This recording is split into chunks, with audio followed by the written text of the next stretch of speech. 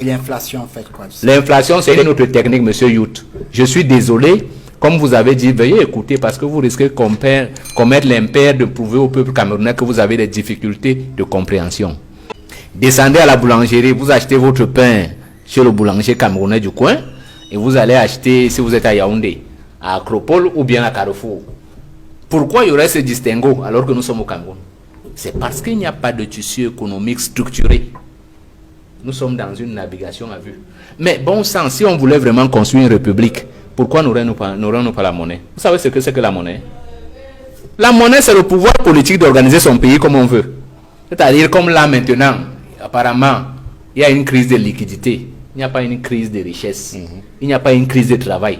Mais on n'a pas l'instrument qui permet de mettre les gens en lien. Mais qu'est-ce qu'on fait?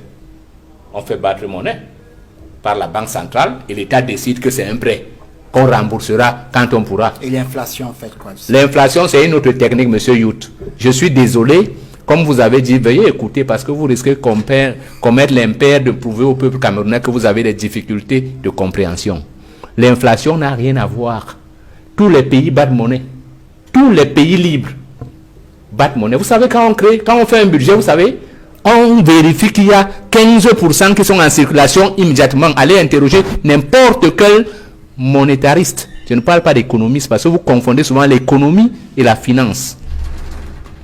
Je vous ajoute une autre chose. Est-ce que vous savez, parce que vous parlez souvent d'inflation, vous savez quelle était la valeur du franc CFA par rapport à la lire italienne? Vous savez? Non. Donc arrêtez le débat sur l'inflation. L'inflation, c'est une autre cause. Même avec notre papier d'euro transformé en CFA, il y a l'inflation. La preuve, le pain coûtait combien en 2000? Il coûte combien maintenant?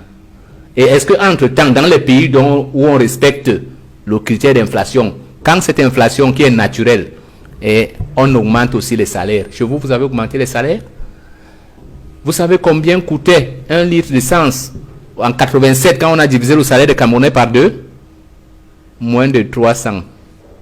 Il est à 500. 250 au Nigeria. Il est à 500. Les salaires qui avaient été divisés par 2 n'ont pas bougé. Aussi plus pour certaines catégories sociales qui soutiennent les républiques de privilèges, les militaires, les magistrats et les autres forces de l'ordre. Le coût du baril du pétrole était le même?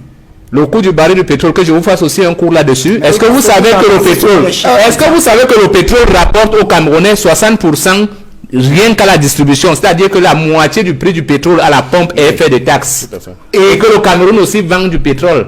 Vous saviez ce qui se passait avant quand le compte pétrole était hors budget? Je suis sûr que vos parents vous ont souvent parlé des périodes de fausse monnaie au Cameroun. Vous savez pourquoi? Parce que le compte pétrole était un compte bloqué et réservé, c'était l'argent du chef de l'État. Et quand il avait donc cette difficulté de liquidité comme maintenant, comme on devait lui envoyer cet argent en francs CFA, on imprimait le billet à l'imprimerie en France et ça venait par avion et on disait que c'est les faux billets. Donc allez dire à vos grands-parents qu'il n'y avait jamais eu de faux billets.